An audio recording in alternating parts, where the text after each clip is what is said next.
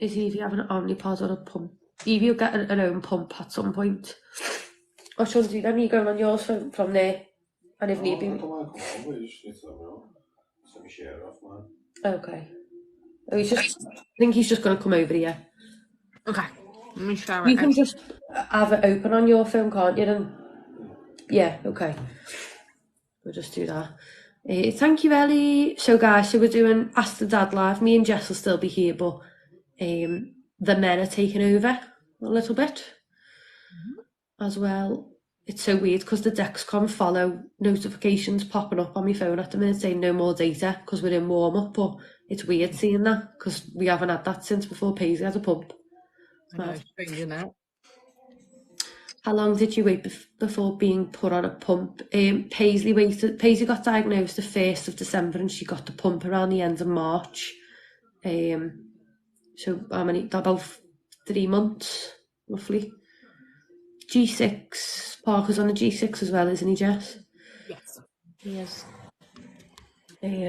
I'll share the live as well now. Didn't even think to do it myself. Just going to share the live. Lewis is coming over in a second. Yeah. I was thinking then, what? He's just doing his hair.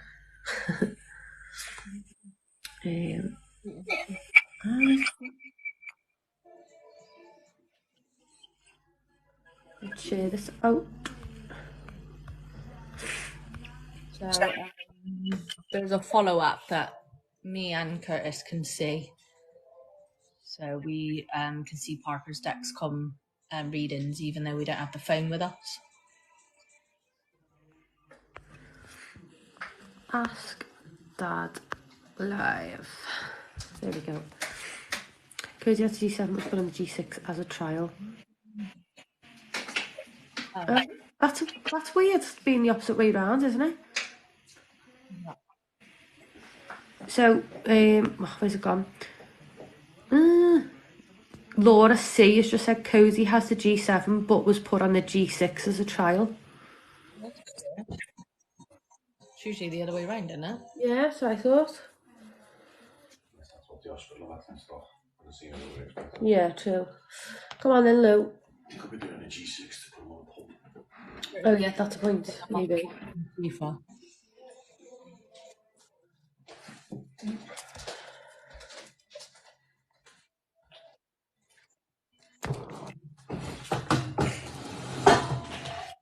In 2 seconds he'll be here.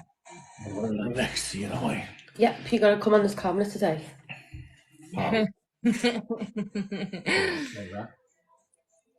Lee said to Lewis, you got to come on camera today. Yeah, I don't want to do it either, don't worry. Are you hiding as well? Hang out over here. Yeah. He's coming now. Hi, Becca. Right, so okay, so it's nice to meet you properly. It's my shoulder for the rest of it, that's about it. Maybe you read the questions out and then we'll just answer. Yeah, that's what I was after as well. Saves me trying to read, focus and do it all at once. Okay, right, come on then, fire away guys. You always say men can't multitask.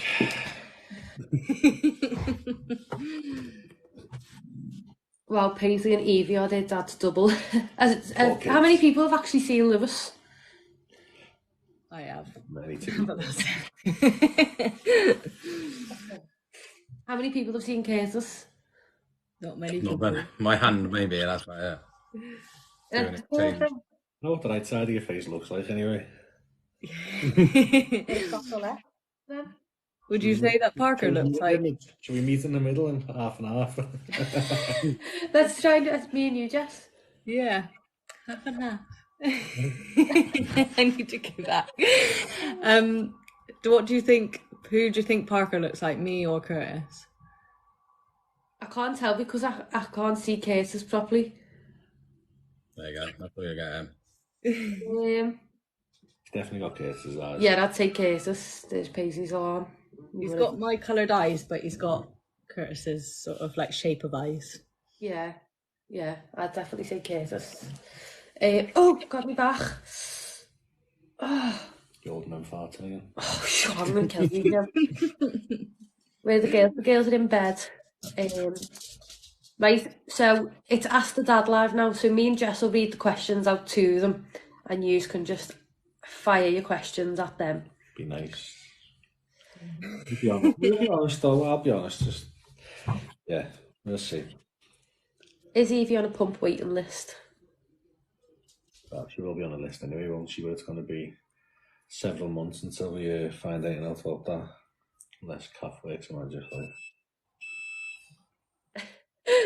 Everyone get ready for the alarms non-stop. Yeah. Parker's high at the moment. Have mum or dad got type 1? Not over yet. No, we don't. What was it like, both of you guys going through the diabetes diagnosis? Yeah, I've had two different experiences really. Paisley was the phone call when I was from the hospital. I didn't have a clue what. When you said they're saying it's diabetes, it was like, what are you on about? Like, how can she have diabetes? And then when I got to the hospital and seen how sick she actually was, truthfully, it's probably broke a part of me that's probably never going to come back, to be honest. We were told we might lose Paisley, so it was a bit crap. This time round with Evie, devastating that there's a second one, but I'm so glad we had the knowledge to catch it when we did, because Evie, had it been Evie in Paisley's position, as mad as it sounds, it would have been much worse. And that's not through saying one kid's better than the other, by the way. I mean, like, Evie's so sensitive, Paisley's just not bothered. So we're glad we got it early. But yeah, guttering on both of them. You feel partly responsible, I think. I think you'll agree with that, won't you? As dads, I think you feel responsible. One thing you say is you'll always protect your kids, and it's something you can't do nothing about. Yeah, it's difficult, isn't it? Because you can't do much about it. You've just got to be there and try and do the best you can, can't you? And that's it. You can't take it away. You can't protect them from it. It's a little bit of a, yeah. I'm crying already. Oh. No, it is. It's good. So it was. What was it like for both of you guys going through the diabetes diagnosis? So when you found out you was type 1?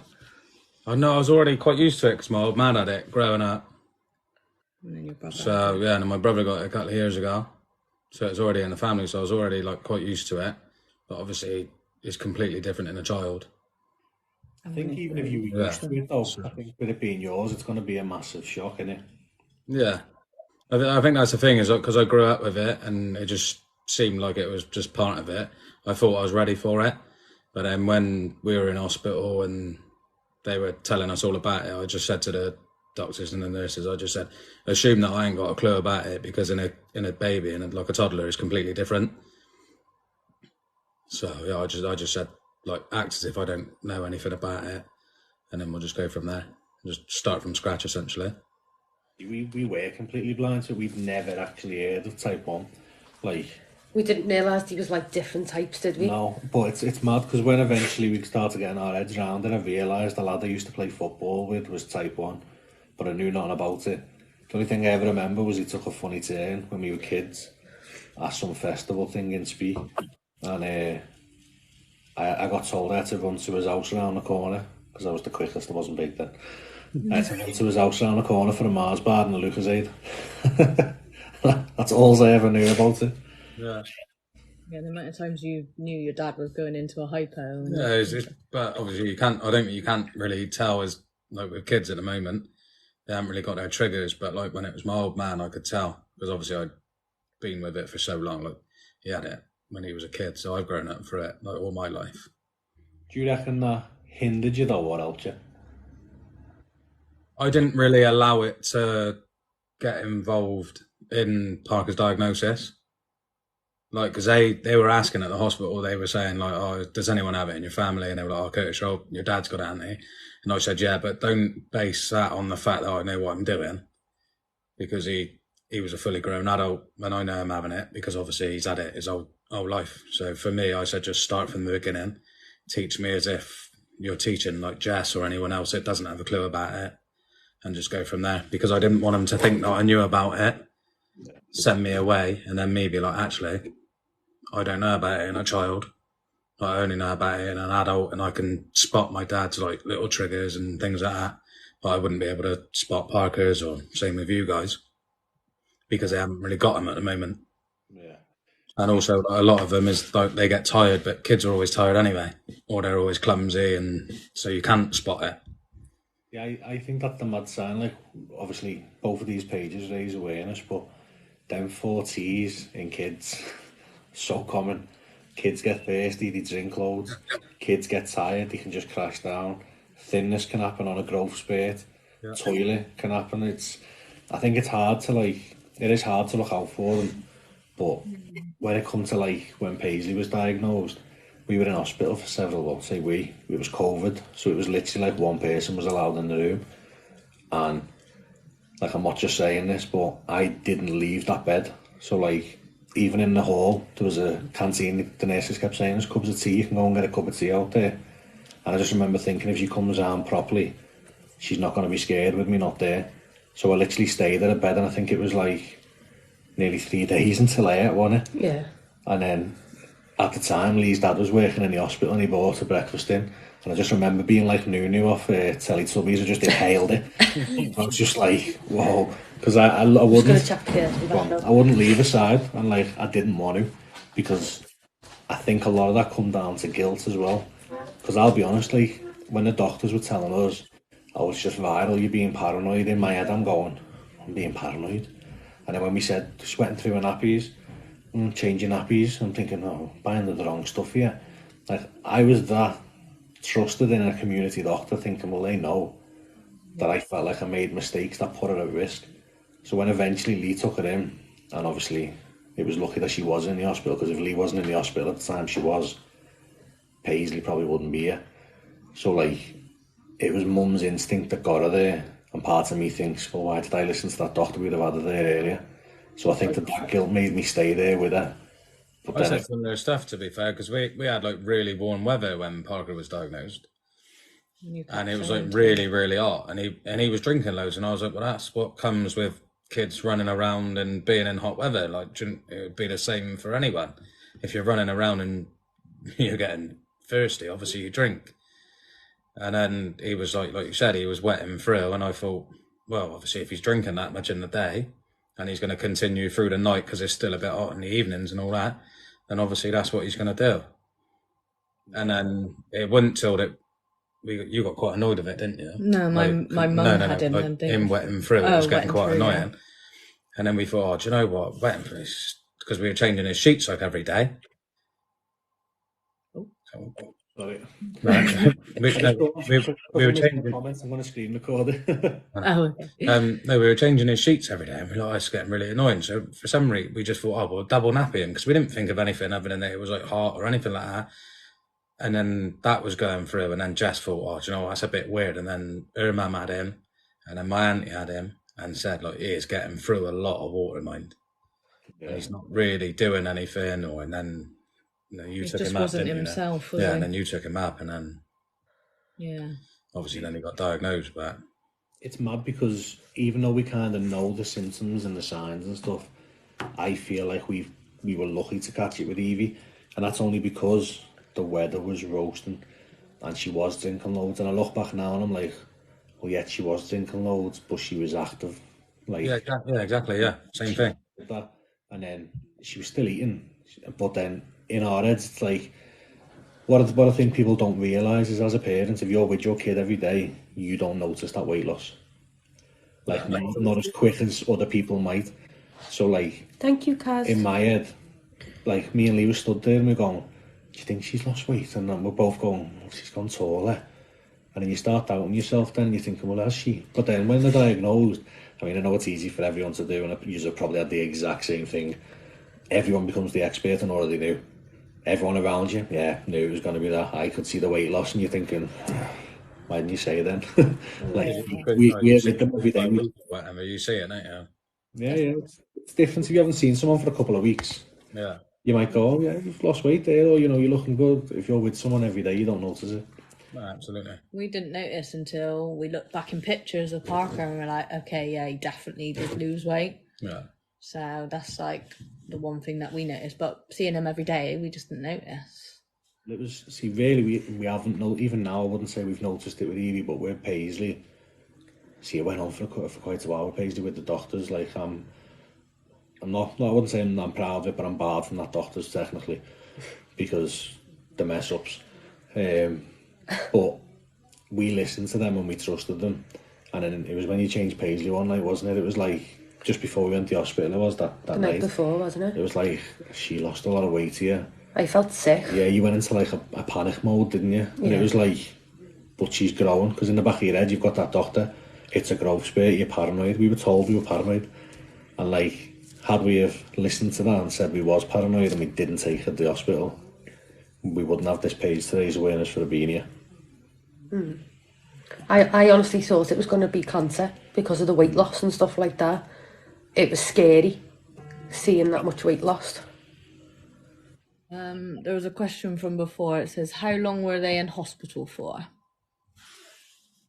We were lucky with Evie, we didn't have to take Evie to the hospital. We had obviously day visits. Oh, Ellie, thank you. We had day visits with Evie, and when her pancreas maybe gives up properly, it could happen.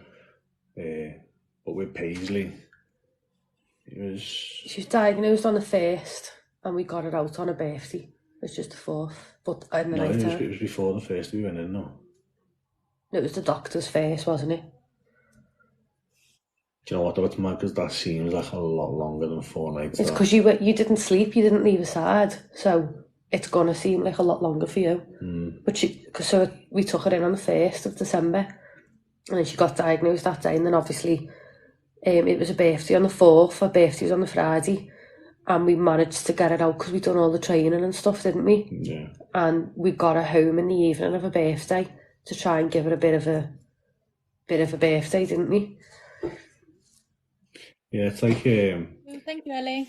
Yeah, and what was Parker? He was a week, it no, was 10 a days? week. No, a week, 8 days. Yeah, we went in on Wednesday and then we came out on the following Tuesday. You had COVID as well, didn't you? Yeah, Yeah. so he had to stay in because of that as well.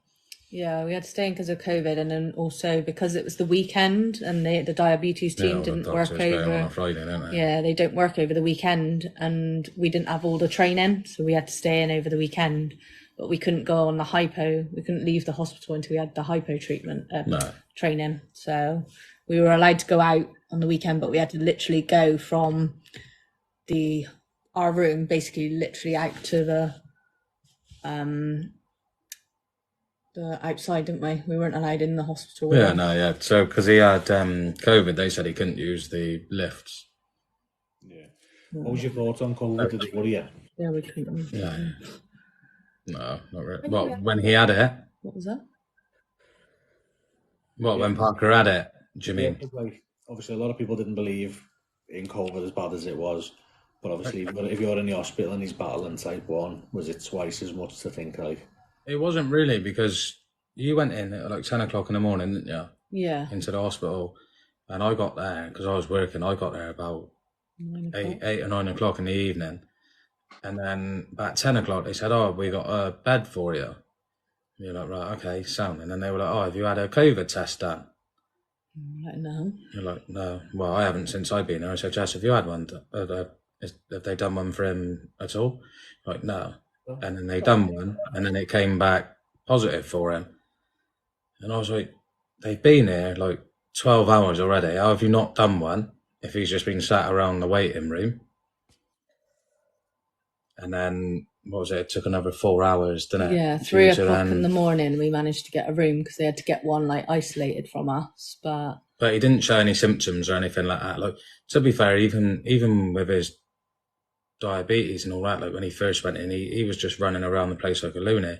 yeah, But like his numbers do not match up with like what he was doing. Yeah, like with how high his blood sugar was and his ketones, he should have been a lot more ill. But I think that might have been the COVID that might have made it a bit higher. But he should have been in DKA with his numbers because he was 7.1 in ketones. Yeah, and he was over 36 in blood, wasn't he? Yeah, 36 bloods, and yet he was running around like a normal like toddler. And I was like looking around, like people were looking at me like, is your child even sick? He's in A&E. And I was like, he's definitely sick. Yeah. It's just that, we don't know whether it was because he had COVID that it was higher or anything. You're meant to be reading the questions. Sorry. I'll shut up. There's someone called Stephanie sending some sort of messages, but we can only see bits of it.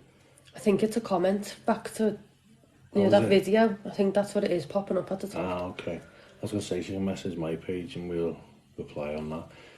Yeah, I remember being in the hospital with Paisley and like she was honestly like she was just dead limp.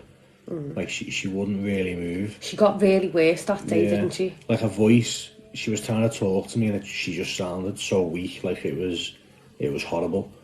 And like I always remember just lying on the bed next to her because she wanted me, but she had all the wires in, so she couldn't really get to me. So I had to like lie next to her and put my arms under her, and then that's the only time like she'd relax a little bit. And I remember at the time it was obviously coming up to Christmas. They had a tree outside the window, but it was like we were high up, so it was down. And I kept saying there's Christmas trees and stuff, and there was just no response from her. And then there was one day where they took the cannulas and stuff out, and she was getting a bit better. And it was late that night, wasn't it? Yeah. Late that night, she woke up and she just literally got out the bed and just went, "Dad, chase me." And for like the first time in days, it was like normality. And I just remember running around the hospital room with her. We had the little green light on, like the night light. And she's like, "Chase me," and she was asking to see the Christmas tree.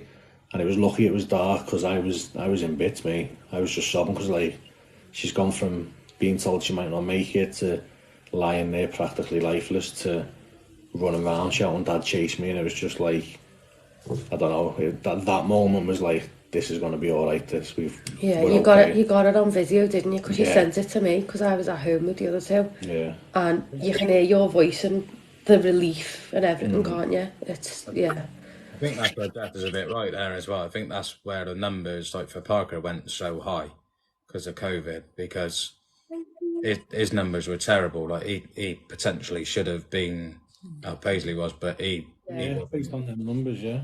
And he was fine. He was just still his silly self and just he was tired, but he wasn't his normal self. As any kid would be if they were being poked and prodded and kept up till 10 o'clock in the evening at like 1.5 years old. Do you know what I mean? Yeah. So yeah, it was strange. So I think that obviously they were correct at the time. The numbers were correct, but I think it was COVID that sort of heightened it. But he didn't show any symptoms of COVID or anything like that. So if anything, it was just a bit more of an annoyance because we had to stay in there a bit longer to get the training and the right people to come and see us. And but yeah, it is a relief once you got diagnosis, isn't it? Yeah, but once you know there's something to treat them, isn't it? It's like it was annoying with me because it's probably my own fault, but I wouldn't sleep. Like they put like a little bed in there, but I sat up next to Paisley. I just wanted her to sleep on me and rest. So like I literally was awake probably 24/7 for several days. That's probably why I was thinking I was come home space, didn't I, eventually? I can't pin comments, it's stressing me out. You might not like, you can only just hold down on it. It's because I'm not used to doing mod stuff. You might not be able to pin them on this, I haven't seen one pinned. Yeah, so when the what's it called? I was saying that because of that. Sorry. Oh yeah, so because I was just sitting up with it and stuff. I'm check Paisley again, she's really low. Yeah, like when you were coming in doing the training because of COVID, there was only me allowed in there because with Lee coming in, it meant having to get people to mind the other two kids and stuff, and like we don't have like a big support network around us, to be fair. We have people who obviously care and stuff, but we don't have people who look after the kids, for example, or understand stuff. So like it was like they were coming into me and hitting me with all this information, and then I'd get Lee in for half an hour a day, and I'd have to give her all that information in half an hour, and the pressure of trying to remember that, thinking if I don't get it right, Paisley's not coming home. If she does come home and we don't get it right, she's going to be ill again. I think that bit's one of the hardest bits trying to learn it, isn't it? Obviously, I know you said there's history in your family, but you've learned it from scratch from a child's perspective as well. Yeah. And that's why I wanted to do it as well, because it is like, if, like you said, your mate at football or whatever, if you seen him now in sort of and he was having hypo, and it would be completely different to how the kids have it. Yeah. And you wouldn't recognise it. Like, but with your mate, you'd probably recognise it, but with the kids, no, you wouldn't recognise it. There's a question here. It says, do you find at hospital appointments they speak more to the mums instead of you dads? If you want the truth on that, I think the whole situation with dads, from any perspective of kids, is like a completely different breed. Like, you'll get what I mean here. Like, I've had 3 kids now, and every time I've gone to register my kids, I've had to sit there while Lee gets asked, is she okay for me to be on the birth certificate? And it's like, that's my child. And like, I don't mean that to offend anyone, but to me it's like, I'm a dad, I'm an active dad, I want to be an active dad. Like, what are you doing asking permission? Did you ask me? Did I want air on it? Which I know sounds silly, but it is, isn't it? It's like, I think one thing I always remember was when you first had Evie and the midwife come out. Now, Lee had been really ill for a few days, so this community midwife come out to see her, and she come in and Lee hadn't slept. She was like, you were out of it, wasn't you? Yeah. She was out of it, so she's asking Lee questions and Lee's literally falling asleep on the couch. So I'm like, look, she hasn't been sleeping, she hasn't been doing this. And in the end she went and talking to mum, and she turned her back on me and sat on the couch on an angle where her back was to me. And I was just like, this is my house. Like, I'm telling you what's important for her. And it was just, I think there is a big ignorance towards dads. Yeah. Right throughout though, not just through hospitals. I think right throughout, to be fair. But I think as dads, I think we kind of throw ourselves in the forefront a bit. Like, I'm going back to that doctor's, wasn't it? Yeah. When they got Paisley's medication wrong, when she just come home, to me that was like a trigger, because you've just missed all the signs and nearly killed her, and you're now giving me the wrong medication for her. I'm not listening. And then after getting that resolved, I had an hour phone call with them, because they told us they weren't giving us any more test strips because we had enough for the month. It hadn't even lasted us a week. So we had to go to Alderhay, get more test strips, and then I've made it on the phone with the doctors. And when I went in, I tried arguing with the doctor, and I was with the lad on reception, and he was going, he'll have to ask you to go outside. And I was just like trying to get over it, and I'm like, you can come outside, and my head just went. And I think as a dad, I was just looking for someone to blame, because it is, you kind of dismissed. And the thing of dad guilt is, in my opinion, a proper true thing. You're going to have to tell me what it was again. I can't remember what it was. It You think dads get the hospital. I'm not sure, really. I don't see it too much on myself. Yeah, I think everyone's always sort of tried to get me involved. I don't know, because I'm the sort of person where I need to like sort of proper listen to what's being said for it to soak in. So I'm quite hands-on. So if everyone's like saying loads of stuff and like all at the same time, I need to listen properly for it to sink in. And I think any time that I've not really said anything, they've always turned to me and sort of out the and made a point of keeping me involved. Yeah. And I am involved. It's just that I'm just listening to make sure it sinks in. Even though we're both there, I still need to. Obviously, you both need to catch a few bits just in case one of you misses it.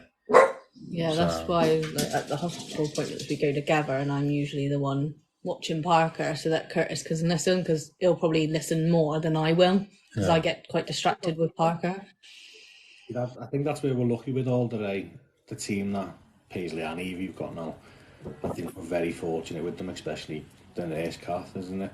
Yeah. Because she's very inclusive with us. I mean, we've done training in the school and we've walked out and she's patting me on the back going, you were brilliant there, you've told them, you've done this, you've done that. So they're quite inclusive in terms of the diabetes team, but in general with dads, I do think there's a negligence in the background towards dads on all other occasions. Yeah, there potentially is. I'd say I haven't necessarily come across it. Experienced it. Yeah. I think as a dad as well, I think you get looked at as if things are more aggressive. Paisley took ill on holiday and we rushed to Alderhay, and we're in Alderhay and she was really ill, and I'm like, right, you need to intervene, because we had to go through A&E first. So it was like, you need to intervene. And he was like, oh yeah, well, you'll see the doctor in a minute. I'm like, no, she's low. She's got thrush in her mouth now because all we've given her is apple juice. She's not taking the apple juice. She's wetting. She's got a dodgy stomach. Like, she's going to be severely ill any moment. You need to intervene. And We knew she needed drips, didn't we? and They should have listened. Yeah, but they were telling me, you need to calm down or you're leaving. I'm like, no, I'm calm. But I'm telling you, like, you need to intervene. Like, go and speak to a doctor, ask him what I'm saying, they'll explain, like, you need to intervene. Now I can't keep this up, trying to keep her levels up when she's not accepting anything. You need to intervene. And all I kept getting was, you're going to have to sit down, or, you know, you'll have to leave. And it was like, why? Because I'm here explaining to you, caring. Yeah, I think that's what it is, isn't it? You're just a little bit more up front because it's that side coming out of you where you want to make sure everything's all right. And yeah, and that's... Let me just move through the questions. There was one saying, do you worry about your other children having diabetes? We did, yeah. Obviously, with Paisley, in the nicest way, we didn't want the other ones to get it. We were always very worried about Evie because Evie faints when she sees blood and she's very sensitive. So the fear was always, I really hope Evie never gets it. To be honest, she's overwhelmed me with it really because she's brilliant. She's done really well with it. So yeah, I was worried. I'm still a bit gutted, but they're doing well. They've got each other. They've got something to push on with. Louis, I'd like to think it will miss one of them. Yeah. I want one of my kids to be able to be a kid. As mad as that sounds, like, Paisley's never just been a child, and Evie's experienced a few years of it, but then her life still changed with Paisley. Now her life's changed completely. But as sad as it sounds, like, I look at other parents, like, I love my kids to bits, wouldn't change them for the world, but I do look at other kids where they can just run off, grab a drink, go and do what they want, and I think, I wish they could have that, because before our kids play, we're checking the levels, we're checking we've got enough stuff for them to go and play. You know, we're having to check them throughout, making sure the levels are okay, you know, making sure that they're able to actually focus, actually focus and do what they want to do while they're there. And then you've got hypos and stuff where you've got to treat them. They want to go off and play, you can't allow that, you've got to treat them. Other kids unfortunately don't get that restriction, do they? So I look at that and I'm a bit gutted they haven't got that. But yeah, we know the signs now. We've got to. That's the hardest part as well, isn't it? When they're like in the middle of playing and they have a hypo and you're like, right, you've got to come away from that because we got to try and treat that. Sometimes you're lucky because they're thirsty because they've been running around and you can just throw them a juice and they'll take it because they're gasping for a drink anyway. But we've had it a couple of times with Parker where he just don't want to come away from it because he's obviously having a brilliant time. You don't want to have a drink, you don't want to have anything to eat. You'd have thought like giving sweets to a kid would have been so easy, but they get used to sometimes they know what it's for, and then they're just like, no, I don't want to. I just want to go back to what I was doing. He just won't entertain jellies or anything. She never has, and it's I wish she would because it's easier, wouldn't it? Yeah, you can just literally give it and get on with it. But I think that's the other thing, isn't it? As parents, and this goes for mums, dads, and you know, there's kids out there get looked after by their nans, granddads, and everything. It's so 24/7 and so hard to try and give them a normal life. Like, in the nicest way, it's not a normal life. It's 24/7, but to try and give them that normality is difficult, I think. What do you do if they have a vomiting bug? I'm sick and can't keep food down, so don't want to take med. For someone with type 1, try and eat little and often, don't you? Yeah, you have to eat little and often. If it's a vomiting bug and stuff, you'd probably find that lolly ices do well at keeping you up. There's enough stuff in that and sugars to actually give your body a bit of energy as well. That tends to be the go-to, doesn't it, really? What was that you use? Lolly ices when they're not well. Parker doesn't like ice lollies, he likes ice cream, but I've given him ice pops, I've given him everything with ice lollies and he's not really keen on them, but ice creams he'll eat like no tomorrow. Yeah. I think with them, the good thing on them is the hydration side, isn't it? And what's in them. Yeah, like helps out a little bit. But still getting the water, but you're like That's getting the the sugar as well. See, with Paisley, because her only hypo treatment that she'll entertain is apple juice. I mean, hopefully when she gets older it'll change. But like when Paisley's ill, it's like that time that I was saying then, because how low she kept going, we kept having to give her apple juice. That was the only treatment we had. And then because she wasn't well and her immune system's low anyway, she got thrush in the mouth. So then apple juice started burning her. So then we're at that crossroads where it's like, well, hang on, we could scare her away from apple juice here, because if we keep making her have it and it's burning her, she's going to hate apple juice, and that's the only hypo treatment we've got. Whereas at the same time, she still had to have it.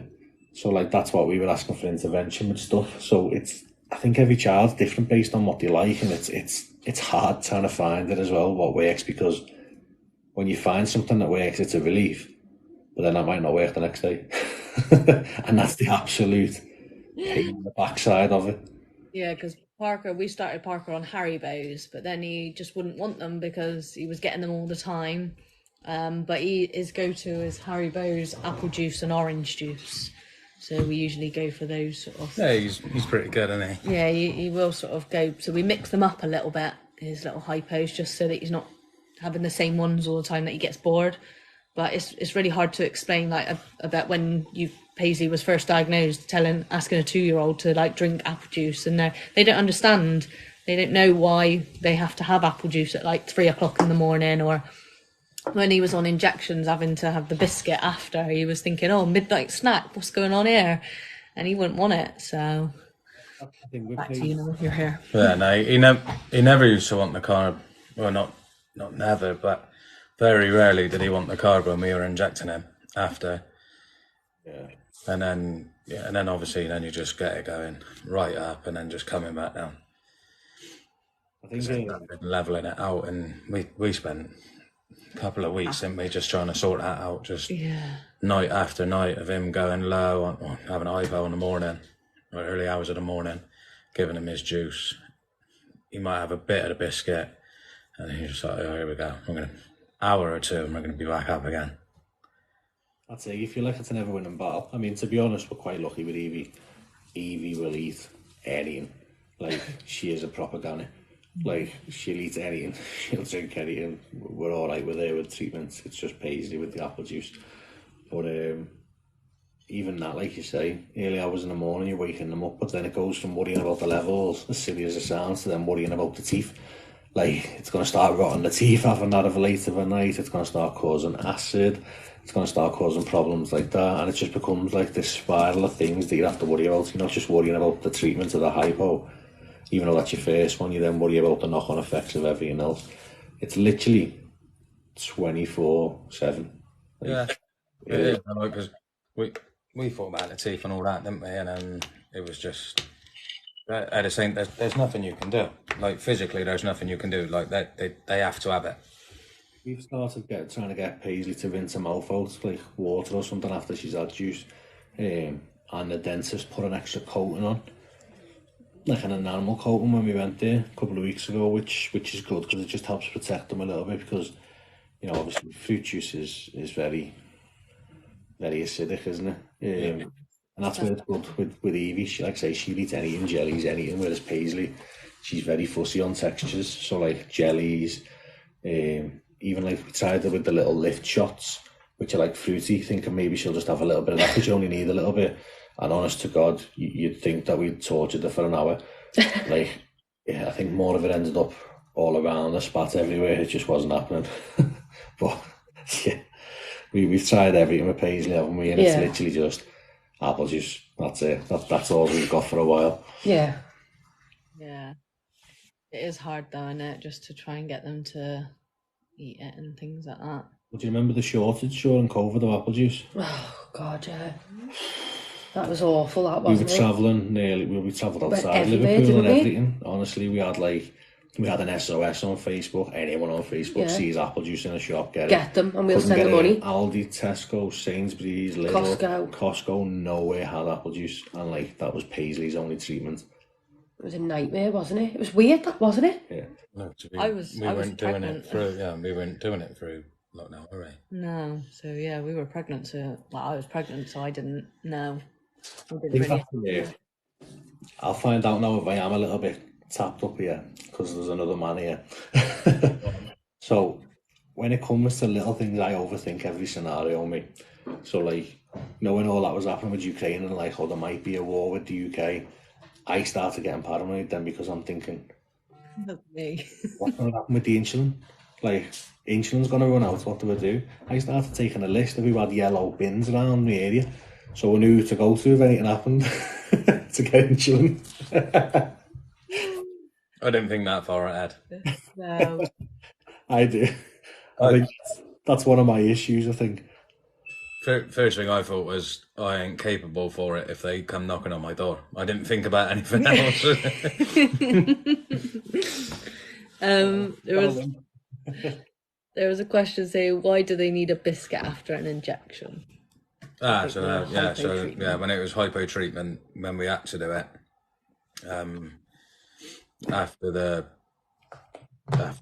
to bring them up from the hypo treatment, obviously you give them the sugar and that, and then they need the carbs after to level it out because the sugar just takes it out. It can just crash. Yeah, exactly. If you do it without the carb, they just go straight back down. If you give them the carb, then it just levels it and keeps it going a bit longer. But with the pump, we don't. But yeah, now obviously Parker's got a pump now, so we don't have to worry about that because the insulin's doing it all behind the scenes. I think that's one thing we've noticed with the Dana Resto pump. Like, I don't think that works that well at reducing the insulin or increasing the insulin. And as mad as it sounds, we've sent Paisleys off now for obviously to be fixed, and we've got a replacement Dana RS, which is like a lone pump, and this one works a lot better than that other one in terms of when she's going low, it intervenes, whereas the other Paisleys actual pump, even though it's the same pump, it doesn't seem like it, does it? So are you on? Is Paisley on different to Parker? Is she? Yeah, she's Yeah, Paisley's on a Dana RS. To be honest, it looks like a vape. Every time you do a pump change, you'll get at least 5 comments. What vape's that? It's like, no, it's an insulin pump.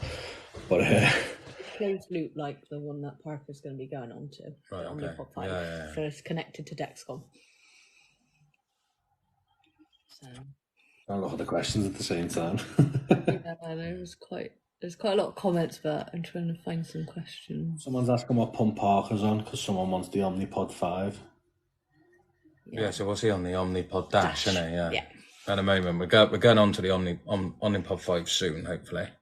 Yeah, we've got a date, haven't we? Yeah, we've got 2 training dates. Yeah, so obviously, like Jess just said, then it'll be better because it's a closed loop, so everything's integrated with Dexcom and all that. So we ain't got it's just less pricking and all that. So which we felt there has been less pricking. Yeah, 100%. It's much better being on the pod anyway because it does the long lasting as well, doesn't it? So instead of doing 4 injections a day, you're literally just doing 1 every 3 days. So it's beneficial.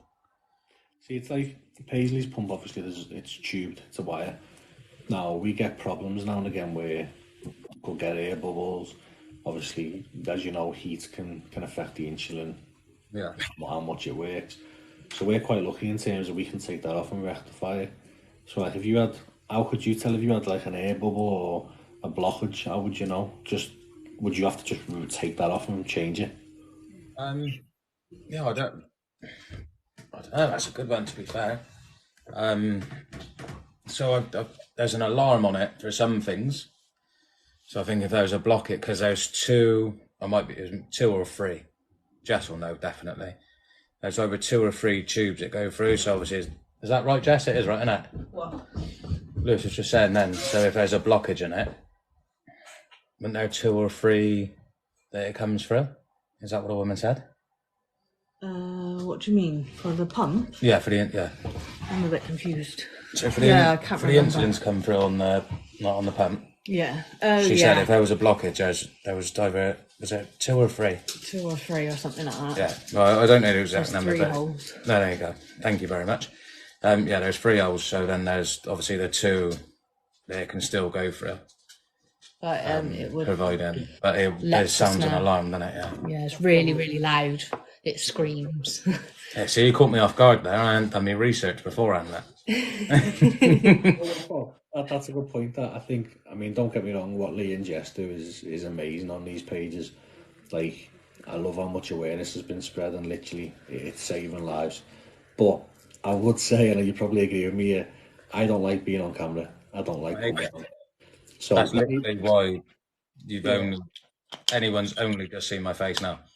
Because if she's ever on a live, I've been out in the kitchen before just doing nothing. When when Parker's screaming, getting his text from changing, I'm like, no, I'm not getting on camera. Absolutely not. No, I'm not doing that. That's the thing, isn't it? You feel like, not that you're missing out, because obviously, but you feel like, I feel like anyway, sometimes I think, I'm going to forget how to do this because Lee wants to go live and do that, but I don't want to be there. Don't get me wrong, I know how to do everything, and genuinely, I know people don't see it, but I am quite hands-on.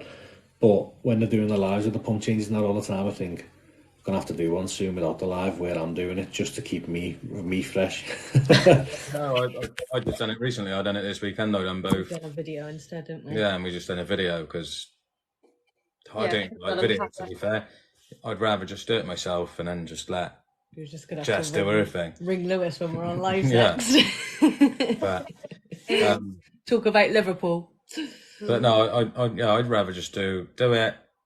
Obviously, like you said, you've got to keep yourself in the loop and make sure you don't forget how to do it. Right, next question, sorry. Do you ever feel guilty not leaving them with family in case they have bad turns? This is going to be two different sides of the coin, this, I suppose. Do you ever not feel guilty? I think what they're asking is, do you feel guilty if you don't leave them with family? Because from our perspective, if you've seen our videos, we don't really leave them with anyone. And as mad as this might sound, it's not. We don't have, like I say, we don't have a big support network, do we? No. And there's not a lot of people who are trained in any type of it. I mean, my dad and my stepmom are probably The only ones, aren't they, really? are most aware ones, but there's still things that they probably couldn't do. So, like, they'll say, oh, you go out for a couple of hours, and it literally will be a couple of hours. We'll get too paranoid and want to come home. But even then, as mad as this sounds, probably me thinking ahead further again, we get a bit worried if we go out together, because if something happened, who looks after them? Because there's not somebody as capable as us. Whereas, I suppose from your background, if there's people with type 1, there might be a bit more awareness from it. So, Well, yeah, no, but it's strange because I don't use my dad an awful lot because he lives a little bit further out, and like the rest of my family, but or Jess's family. It's but my mum, sister, and dad that does most yeah, of it, and isn't it? yeah, and they well, your mum's got a bit more time in that. But No chance of my mum, dad and sister or brother doing it like. but no, we've just always made sure that whoever was there before he had it and who was looking after him and all that has always come to all of the sessions with us that they can, so that they can just be fully equipped to know how to deal with him. Yeah, because mum's only one had him overnight as well. Yeah, obviously because it's essential you get your little time away and all that. And same as you guys, obviously, we found it a bit easier because, like, your mum's been there a bit, and she's done well. She's looked after him. And she's more than happy to do it. And we've been away, haven't we? Like, different city and done it as well. No, have we? Haven't. No. Oh no, that was before, wasn't it? Yeah. We've only just Three nights she's done it. Yeah. Or she's had him overnight, and I think that's the only person we really trust him with at the moment, don't we? To have him overnight because she's trained. Yeah. I think that's sure knows how to do it. Yeah, like because I even consider like I said, like my old man, he's had it for ages. But again, same as how I felt to begin with, he probably wouldn't know how to do it with Parker now because he hasn't experienced it looking after a child. Do you know what I mean? Yeah, and it's probably completely different ways to manage it from how he's doing it to Parker as well. So it'd be. He's had it since I think he was 7, so he's had it about 44 years or something like that. I think if I'm not wrong, and he's injected the whole time. Yeah. See, and he's still on injections now. Doing the Omnipod, and he's just got, since Parker's got the Omnipod, he's just inquired about if he can get it. and to see what he can do, and or see if he can get like a test one and see if it works or what have you. See, that's a good thing, like, because there is people trying. I mean, with us, I think initially we had my dad, my stepmom, who was practically like my mum, and then Lee's mum and dad went on a day's training in Alderhay. But I think the problem that we have is every one of them works full time, isn't it? So it was like, there wasn't time to show them and keep them refreshed with it. Yeah. So, like, I mean, and to be fair, there was only really my dad and my stepmom who'd want to come and mind them, wasn't it? Yeah. So, like, don't get me wrong, we're at the end of the phone. So really, it's a break, but it's not a break. And I think that's where our problem kind of incurs. Like, we can't have a break from it at the minute. It's more difficult for you guys as well, because obviously we've only got the one. And he's got to come with us, obviously, to the appointment. Whereas you guys have to get like minders for the kids, and then and then you would have had to take Paisley or what have you to then the appointments, and so then it's two different sets of people, aren't you? Because you've got to get people to watch kids and then people to come actually to the appointment with you to understand what's going on. So it's probably a lot more difficult for you, really. So you almost have to have like double the network.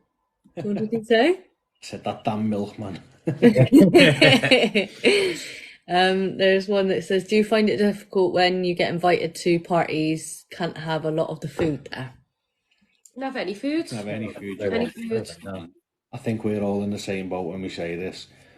Sometimes it's a guessing game, but if there's something like that, they're not missing out, we'll manage it. We'll find a way to manage it. The only thing I would say is we've probably gone to the point that the kids may not get invited to certain things that other kids might, with other parents who... Evie was very popular in terms of going out on days out with other kids and the families and stuff. I mean, we haven't seen it properly yet, but I think that's going to change. And again, I don't blame the parents. It's a lot of responsibility to take on. You can appreciate it to a certain degree based on the fact that if they don't know how to sort of care for it, then they feel responsible. Yeah, and then if something happens, then obviously, And I suppose it comes into the same thing as like you said yourself earlier, that you don't really like leaving them with anyone else either. So it might even benefit you that they don't want to do it. That's what you've got to look at. You've got to think, well, hang on, I can't be angry that they haven't asked, because if they did ask, would I? No, exactly, yeah. Like we wouldn't stop them, but it's just a case of giving them that responsibility, isn't it? Do you know what I mean? And do they want that responsibility? It's quite hard. Evie's 6, she should still be being a kid, but I wouldn't say we're forcing it, but we're kind of pushing her to take charge of this herself, because we don't want her to miss out. Like, she's very clever. It could be a case of we'll be comfortable enough with her going out because she'll know what to do. With us, on the phone to make sure the numbers are right and stuff. So obviously we've got that side of it where that's what we want, but then Paisley will get there eventually. So maybe in a few years we'll get a bit of a break, but until then I think we have to just accept that we're going to be the parents who host the parties and the sleepovers. Yeah. The mad outs. Then you're in charge of when the food gets laid out and theirs is ready as well. So and you can inject them in time and all that. So yeah, because the amount of times I've gone into McDonald's there and they've seen Parker's like Dexcom and stuff like that, and they just look at me like, should he really be eating that? And I'm like, don't look at me like that. Like, he can eat whatever he wants. He just has to be injected for it. And a lot of people say to me, oh, can he eat that? And I'm like, yeah, of course he can. He can eat anything. So I think that's where a lot of people don't realise that even though he's diabetic, he can still eat whatever he wants. Yeah. Funny enough, a parcel arrived today. Oh yeah. You know that screenshot I sent you and Donna the other week, Jess, or last week, over the granola? So obviously a company have offered granola, saying they follow the page and it's amazing, and they've sent this granola out to try it, but then in the comment they've put, it's safe for diabetics. So realistically... So take it there's no poison in it then? Realistically though, I wouldn't have accepted that. I'd have ripped back and put, but if you follow the page, you'll know all food's fine. It's type 1. You're obviously not following it that much to put that type of comment. I think there might need to be a bit of a education in there first for them, I think. Yeah, definitely. Sorry, just comment one sec. When you go to soft play, do you feel like other kids leave your kids out because of their pumps on? No, Ellie, you don't get a chance to with R3. Not well, Paisley, yeah. Paisley's got a pump on. We haven't done soft play with Evie yet since diagnosis. No, they wouldn't let it phase them. No, the kids are too, like, bump. Like, you can't. I just make sure Mum's there because... Yeah, anyway. Yeah, you can't see it. I just have to make sure Lee's there because if there's anything happens inside there, I can't see me getting through them two little spinny wheels, you know what I mean? It's not rewriting to get through them. It says, do you think having the tech like Dexcom makes you a little more relaxed when you're not with them? Yeah. Well, sorry. Well, to start off with, it was terrible. Worst thing ever when it first starts, you are just constantly monitoring it like it becomes like an addiction. You'd leave your phone unlocked and just have it there, just waiting for the 5 minutes to roll through to see the next. What's next? And then you're going in, it's still working. Is it on? You learn to deal with it and to grow with it, and then obviously since then, like I don't even look at it now. Like if I know he's high or if he's low or what have you, you know the signs. I know whoever's with him is dealing with it. So now it doesn't matter. I know I don't have to worry. It's trust, innit? If you leave your kid with someone, you've got to trust them. And that's the exact same thing with even with someone that you don't trust, would you? So exactly. Sorry, dead quick, that inked up Aussie who's just come in, he's a dad of a type 1 diabetic girl as well. Ah, okay. Hello, lad. I noticed on your vid that Evie has both Libra and Dexcom on. Does she need both? No, so we've been lucky to get Evie on the Dexcom the same as Paisley. We've picked it up today. Obviously, it's a 2-hour warm-up. She's still got the Libra on. She's on a school trip. So we've literally left that on and set that one up. Once we know everything's running okay with that one, off comes the Libra because Evie is way too active for the Libra, and it's literally ruining her confidence and doing things. And every time she catches it, because of how much it doesn't stick, she's literally going into panic mode. So it was time for the Libra to Shanghai, we'll say. And we're very, very lucky that the hospital sorted that quickly for us as well. So thanks, Kath. Thanks, Kath, if you're watching. Yeah, just in case. Let's see. 1 sec, let's have a look. Mums, do you want to ask us a question? Yeah, in fact, what's been your best moment from seeing us since this, and what's been your worst moment? Since diagnosis? Yeah, like seeing us. What have you seen from us that's been the worst moment for you in terms of us and the best? On the spot. God, that is on the spot. You go first, Jess. My worst moment is probably what you said when Paisley was really bad in hospital. So Lewis was asking me about... Do you want me to explain this one? Yeah, go on. Before you get upset. Yeah. I'm not a crank, before anyone thinks I am, but when we were told Paisley was like, yeah, it could go either way, we were told at first. Me and Lee obviously couldn't be together at COVID, it was just me in the hospital. Paisley hadn't really woke up or anything, and we were just having a conversation. I was asking, was she okay? I'm okay. And it just got into a deep conversation, and it was like, I remember saying to her, like, do you believe in afterlife and stuff? Now, obviously, I like to think I know Lee inside out, but it was something that I didn't know. So I just said, like, do you believe in it? And she was like, oh, I suppose so. Yeah. I said, so do you think there's somewhere that you go after this? And she's like, yeah. And I was like, okay, well, listen. I said, I know there's 3 kids. I said, but if something happens to Paisley, I'm going. And I said, just in case there is something, she's not going on her own. Like, her dad will be there with her. And I genuinely, like, it's horrible to say now because there's the other 2 kids, like, obviously I love them to bits. But in that moment, that's exactly what I would have done. Because when she said there was such thing as it, I was thinking, well, that's my little girl, they're fragile. If there is somewhere she's going to go, at least if someone's there with her, there's still someone with the other kids. And it's a mad way to, like, I know if you're listening now and you've not been there, you'll probably think, wow, what are you on about? But in that moment, that's just what crossed my mind and what I was set on doing. Doris just said my dad said the same. I'm glad now I don't feel like the only crank. I don't think there was a worse thing. I think I've seen the best come out of you when he was diagnosed, to be honest. I think you proper stepped up, didn't you?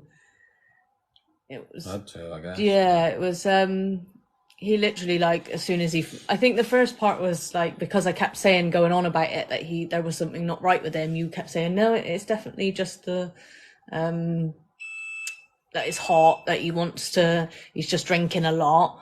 And then after he was diagnosed, you were literally in every single day, weren't you, without fail? And you would stay there all day with me, and so that I could go down and have some, like, time on my own and go and get some food. Like, but they were quite lucky because Parker had COVID, they gave me free food, so I got a meal as well as Parker. So it was quite good in that fact that I didn't have to go and get. Which was strange because you were still allowed to leave anyway. Yeah, I was still allowed to leave, but yet Parker wasn't. So it was a bit of strange, but I just seen a different side of Curtis come out when Parker was diagnosed. It's sort of... Yeah, I suppose, like what we said before, though, when we were saying about how was it at diagnosis, we had completely different ways, even though they were both very, very ill. Like, Paisley was literally at the point where, like, if you looked at her, you thought something was bad. Whereas you're saying, like, obviously Parker was still running around and stuff, so I suppose from that mindset, we didn't experience the same thoughts in that sense. Yeah, no, absolutely, and I think that's where what I said earlier comes into it as well. I think I think the COVID, like, sort of jumped his numbers up a little bit. I don't think he was necessarily what the numbers said. Yeah. Obviously he was bad enough to be treated, and luckily we found out.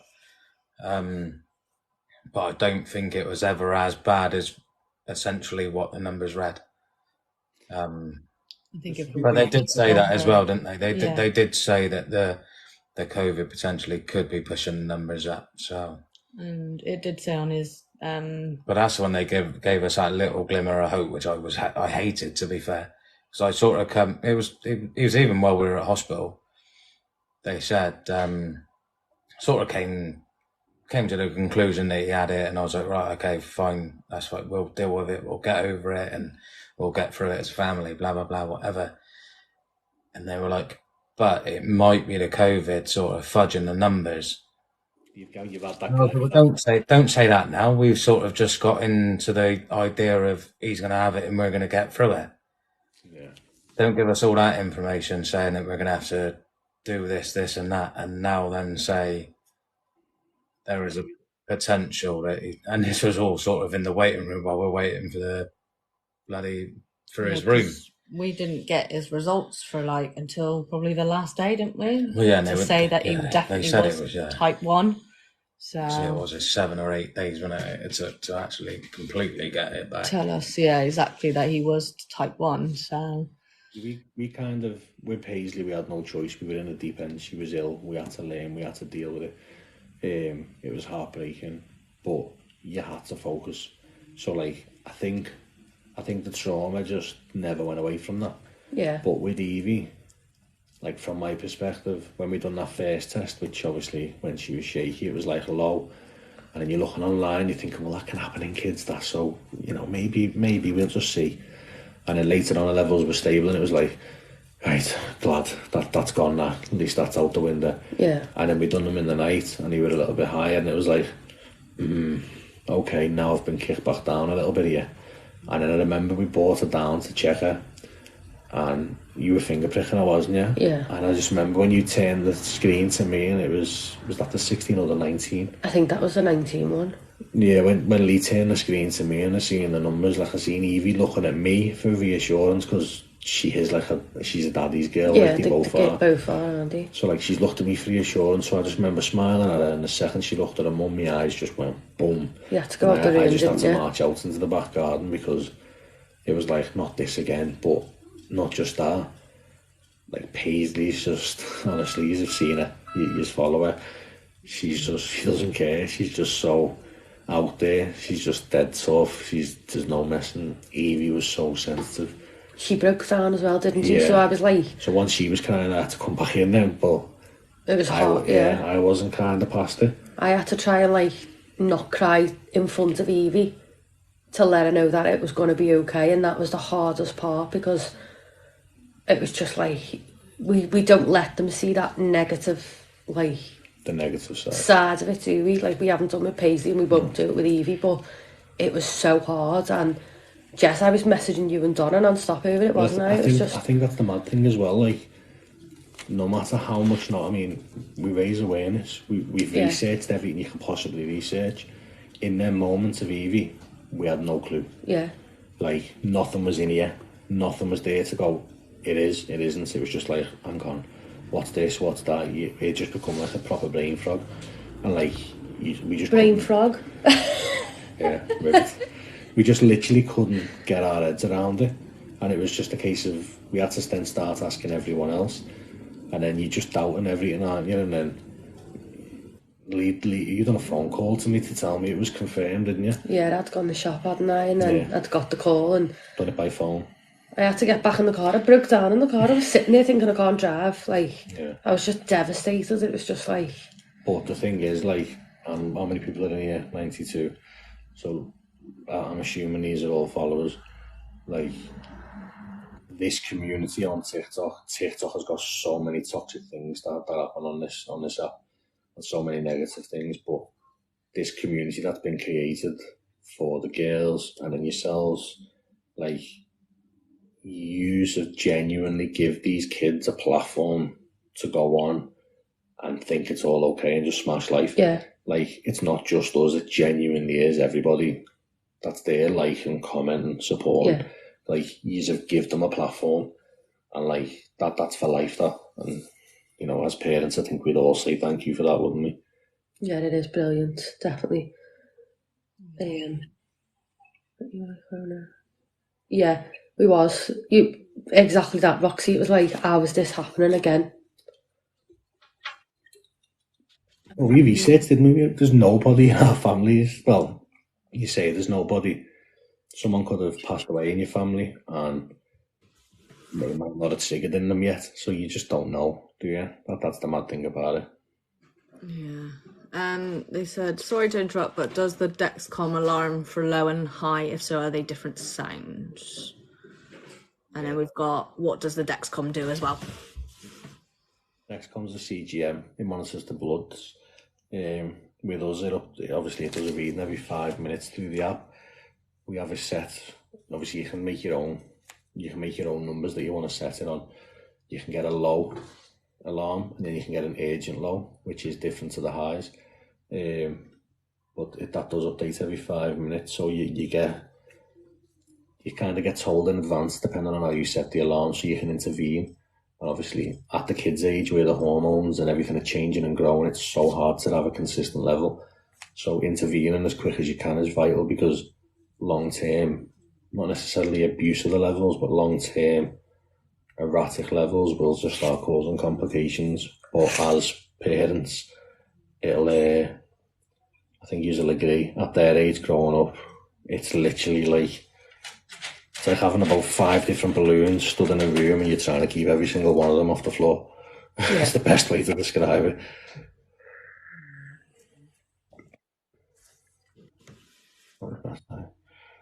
I was always told I would give you my pancreas heartbeat. Chloe asked, would you, if you could give the kid your pancreas, would you? Absolutely. 1,000,000%. Like, no hesitation. I'd go to the hospital and cut out in front of them, ready a surgery for it. But no matter what pancreas you're going to give them, their body's just going to attack it and kill it. And that's why they can't do transplants. There's supposed to be studies into that, which is working on how to accept one, a healthy one, I suppose. I think that's what the research was, wasn't it? Yeah, I think so. I think they do pancreas transplants, but it's when it's to do with like when your kidneys are failing and stuff and like that as well, isn't it? But your body will start attacking it again. That's the thing. Your body will just it's to do with your cells. They'll just start rejecting it again. I've seen that about the pancreas. Apparently it does start working for a bit, and then after a while the body just goes back to like how it was before, and it starts attacking it again. So then it doesn't. There was someone said, some people in your comments, you just can't educate them. I'm so sorry, but I haven't seen anything, have you? No, I haven't seen it. It could mean comments on videos or stuff, Oh, but you can't educate everyone. But Otherwise, everyone would be a genius, and there's no point in that, is there? if you could teach common sense, you'd be a millionaire. But the thing is, in the nicest way, we love the community, we love people who come in, but our main focus is teaching our kids. And if we can tell them that someone's comment's wrong and educate our kids, then they grow up with the best information. And if someone else learns in the process, brilliant. How did you tell Evie that she has type 1 diabetes? We kind of prepared her for it slowly, didn't we? Because she was showing signs of it. But Evie's always been very, very active in Paisley's care. She's like really, really good in terms of helping with Paisley. And like we even said when we done the training in the school over Paisley, we said if you get stuck and you can't get in touch with us, which you wouldn't happen, but go and ask Evie, because Evie would tell them the ins and outs. Like she's learned it, and this is what I mean. Like her life changed with Paisley already. She couldn't just do everything that she did originally. So her diagnosis again is another change, but to be honest, she was gutted. Yeah. But in the past, like, as mad as it sounds, we've never treated anything different. Obviously, Paisley needs care, but I think Evie at times has kind of felt left out. And if we can take something from it, Evie's diagnosis has just give her and Paisley something in common. And like today, for telling everyone that the Dexcom diamonds, not just the diabetic diamonds, and I can take a lot from that my girls are going to look after each other and help each other.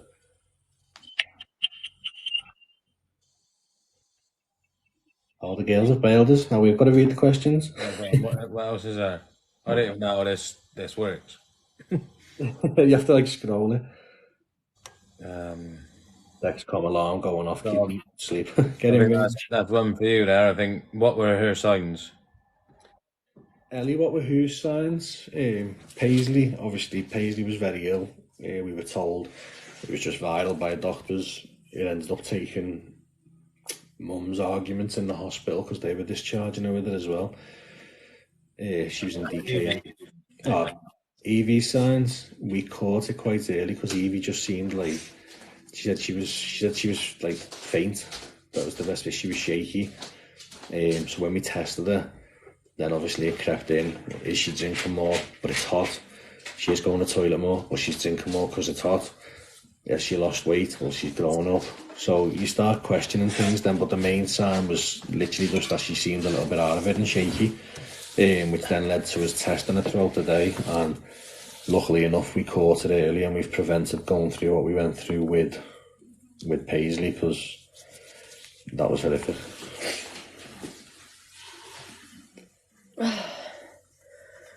Oh my God. How do you feel about going live, Curtis? Yeah, it's alright. I wouldn't do it again. I'd rather play FIFA, but no, it's been alright. Yeah.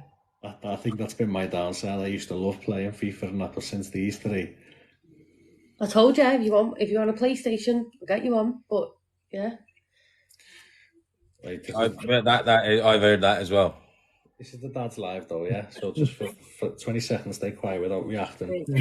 Did Curtis went up in the loft and found all his old Liverpool shirts as well the other day. Yeah, thought I lost them. There's a black bag of them upstairs, so I've got them washed. I'm gonna hang them out somewhere. I'll probably put them in Parker's room, frame them or something like that. If I got a PlayStation and started playing FIFA, I'd be hooked on it because I used to be absolutely unreal, like blowing my own trumpet there. But I'd start getting nagged then for not spending time with Lee. Even though she's right, because it means I'm at home and not at a pub, like. So. I drive past pubs now and again. That's about it. No. Oh. There's a reason I wear shorts. You wear shorts? Yeah. I don't wear the pants in this house. I wear the pants, You Evie. wear shorts. I wear the pants when she lets me. It's a bit 50-50 in this house, isn't it? I just let you feel like you do it. Yeah. Again. Have you suspended the insulin? Yeah. I'll have to give it a bit here. Finger pricker? I did before, she was 4.2. Paisley's thing, wanting to play Havoc tonight. I haven't played FIFA in years. Is nausea a symptom of high blood sugar? No, you know. Here we go then. Did you feel you were better equipped this time or no? Second time round? Again, every kid's different, and we're noticing that so much between Evie and Paisley. Like, what works for one just won't work for the other. It's good that we had the knowledge of Paisley so we could intervene and help in terms of getting Evie more prepared. Yeah. But in terms of being equipped, you're learning all over again. It's a different child. It's a different thing. Like, Paisley knows no different. So, as bad as it sounds, her getting it early is kind of good because she knows no difference. But then We've always said that about Parker as well. the only thing I worry about with that though is the long-term implications. They're going to have it a lot longer and be a lot younger when complications can start. But in terms of Evie, she had chance to be a child, so we've got to try and make sure that we're dealing with the psychological side of it and not let her slip into something on the back of that, because her life has changed and she's completely aware of it, whereas Paisley wasn't. So I think it's better equipped in terms of having some knowledge, but it's a completely different ball game again. It's just learning. The first bit of knowledge was that you actually caught it, I guess, because you've seen the signs, I guess. So potentially, yeah, it did help. Yeah, to a certain degree. But I think as well with that, you start doubting yourself. Like, we were going, oh, it's just us being paranoid here, and it's what I think if we've seen it again now, like if we were to have another one or anything like that, and I've seen it again. Yeah, you'd know to act earlier. Like what we said at the start of this, so with Parker, how he was. In terms of noticing it, I'd test it straight away instead of like waiting and being like, oh, it's all right, it's hot, blah blah blah. I'd just go for it straight away. We got the equipment to do it anyway, so you might as well just be on the safe side. Yeah, they did that. Yeah, in terms of spotting it and even spotting it with other kids now, I think we're well more equipped in that side. But in terms of the care of say Evie, it's a completely different ball game to Paisley, really. Spotlight. You see now. Thingy. The Paisley's Dexcom is behind. She's 6.4, but it was given a reading of 3 point something. And now Evie's Dexcom is done. She's 8.4. Woohoo! Welcome to Dexcom. Yeah. Dexcom down. Welcome to the Dexcom. No more having to drag her over in her sleep. That's been the worst part, like having to disrupt her. We've got bunk beds, and don't get me wrong, if you walk into a girl's room and you see them bunk beds, you think, oh, amazing. They have like proper stairs and storage, they look great. Nightmare for a child with type 1 who you've got to get to. Exactly, I thought you two had bunk beds. Well, just to swap it around, but I don't think top bunk could hold me.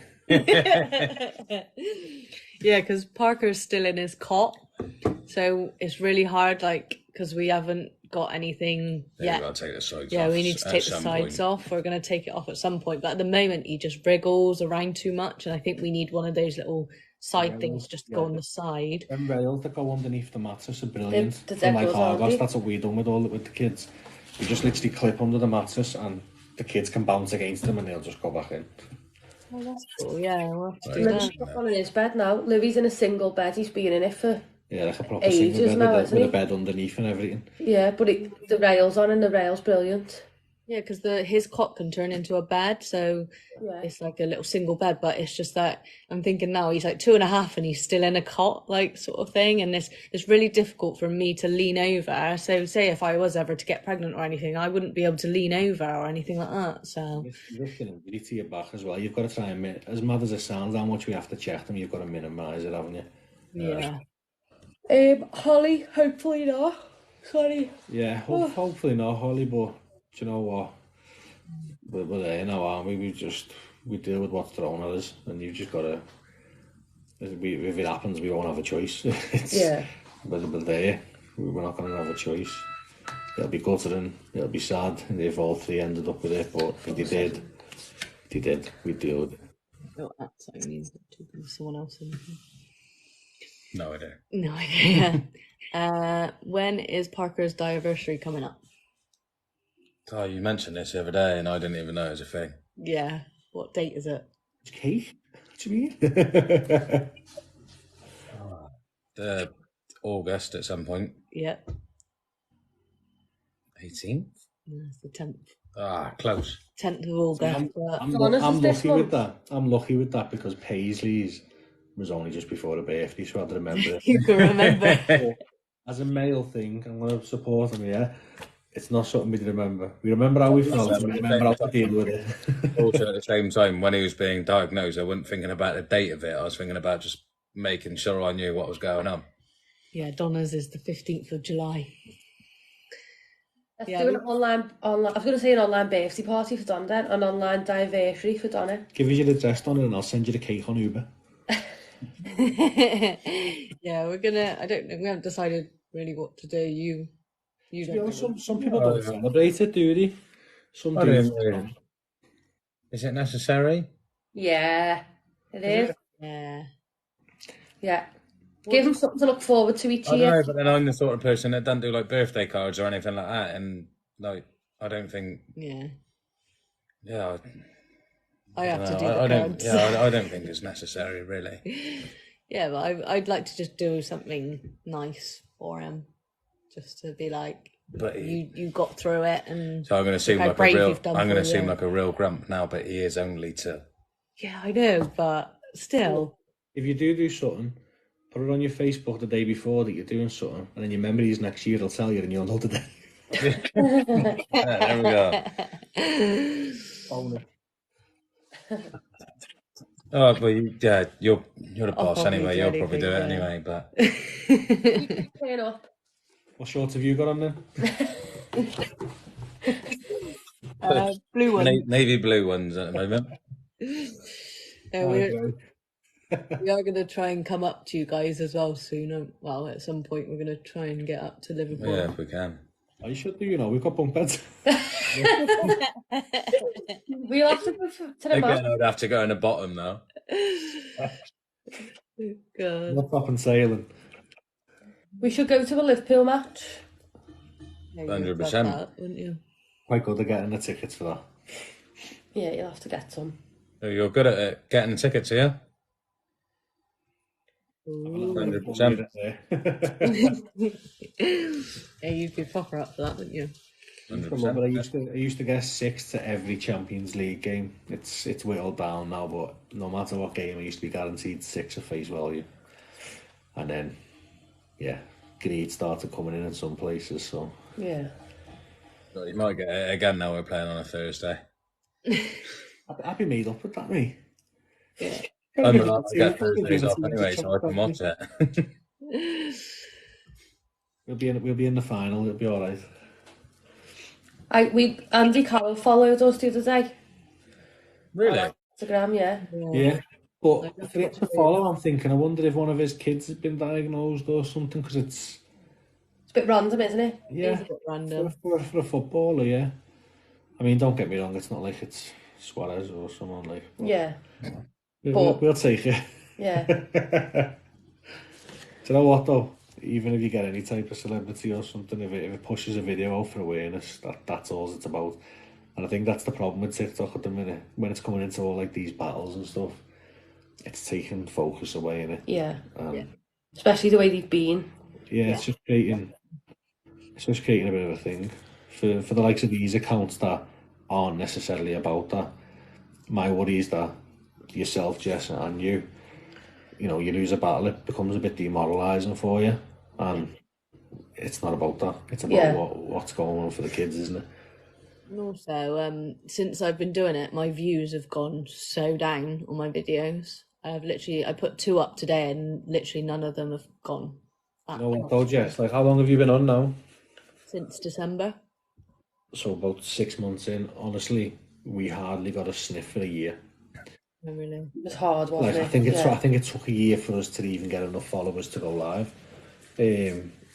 No, because we had that video went viral, so then it boosted our followers up, but Yeah. then it just stopped for ages. Yeah, like Yeah, because that one video that I had has got like 400 odd thousand views on it, but that'll then go back around again. Now. Yeah. yeah, it's like slowly creeping up still, but hopefully You'll find it'll go up very slowly, probably even for a couple of months, and then, I mean, I think we were dead excited because that video got 100,000. We were like, oh, Yeah. bloody hell, and then it stopped, and now it's at It what? just went crazy. It's on. We're It's just nearly on. 30 million now. Yeah. Yeah, I was thinking that it's at 30 million now. But it's been like, you've been on here now for what, 2 years? Yeah.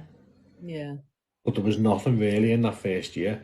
Because if I remember rightly, wasn't Jess when Jess come in and I was like, let's get Jess enough followers to go live, and I was trying to get everyone to go over. Yeah. Followers just went up and up and up, and then it started going up. Have you put your creator fund on, by the way? What's that mean?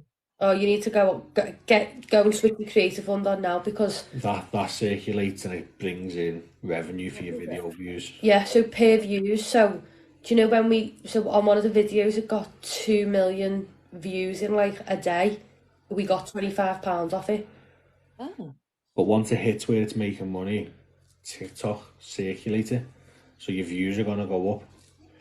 So If you're part of their like funds and stuff, you'll get more views. Yeah, I'm gonna have to check that out then. I didn't know about that. I thought that was when you got 10,000 followers though. Creative fund. I haven't got it on. I thought it was just 1,000. Let me go and check. I can check on. Double check, because I'm sure. Well, in that case, aren't these 73? If you're not following Jess, get over. She needs 10k. Yeah. Donna, did you not know? Oh yeah, come on. I don't know whether it is 10k or not, but honestly, like creator fund. So in 2 years, it's not much, but in 2 years we've had £500 off it, which is better than nothing. Do you know what I mean? But the biggest part of that is it's circulating the videos, which is awareness. 10,000 followers. Oh, is it? How many are you on? I'm on 3,186.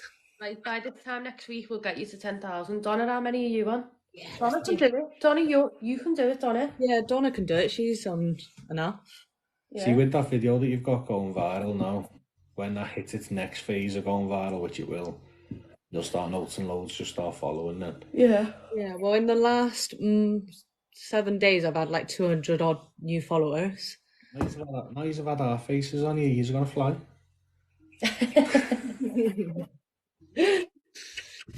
Yeah, let's try and get to 10k. Ooh. Right, everyone on our side, please go and follow Jess and Parker and Curtis. Go. Oh, not Go. me. Not me. I'm here every now and again, man. Yeah, you Jess might and start doing Parker. it more now. Yeah, they'll be walking down the street, see someone behind them, like, you have TikTok. With me. Yeah, because didn't you got noticed in Asda, didn't you? Was it Evie?